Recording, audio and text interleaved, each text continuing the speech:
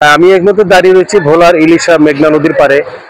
দেখতে পাচ্ছেন যে আমার পিছনে প্রচন্ড উত্তাল রয়েছে মেঘনা নদী, ঝড়ো বাতাস, এবং এই উত্তাল মেঘনা নদীর কারণে এখানকার যে ব্যবসায়ীরা রয়েছে সেই ব্যবসায়ীদের মালামাল নদীতে ঢেউয়ের তরে ভাসিয়ে নিচ্ছে, এবং তারা সেইখান থেকে রক্ষা করার জন্য তারা মালামাল উদ্ধার করছে।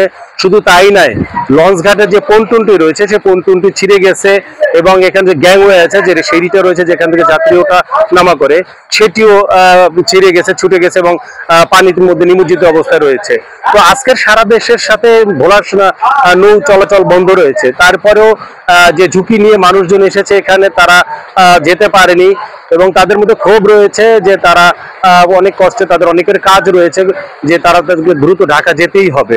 তবে এছাড়া আরেকটি বিষয় হচ্ছে যে এই ঝড়ের কারণে মানুষ কর্মব্যস্ত হয়ে পড়েছে, বিদ্যুৎ বিচ্ছিন্ন হয়ে পড়েছে, একই সাথে নেটের রয়েছে ঝামেলা, এবং নেট বন্ধ থাকার কারণে এখানকার মানুষ আর নেট ব্যবহার করতে পারছে না। এবং শুধু তাই নয়, আমি যে জায়গাটিতে দাঁড়িয়ে রয়েছি এখানকার পানিতে প্লাবিত হচ্ছে এবং জোয়ার চলছে। এই ঢেউয়ের কারণে মানুষজন তাদের মালামাল সরিয়ে নিচ্ছে। তো এই ছিল আমার কাছ থেকে সর্বশেষ খবর।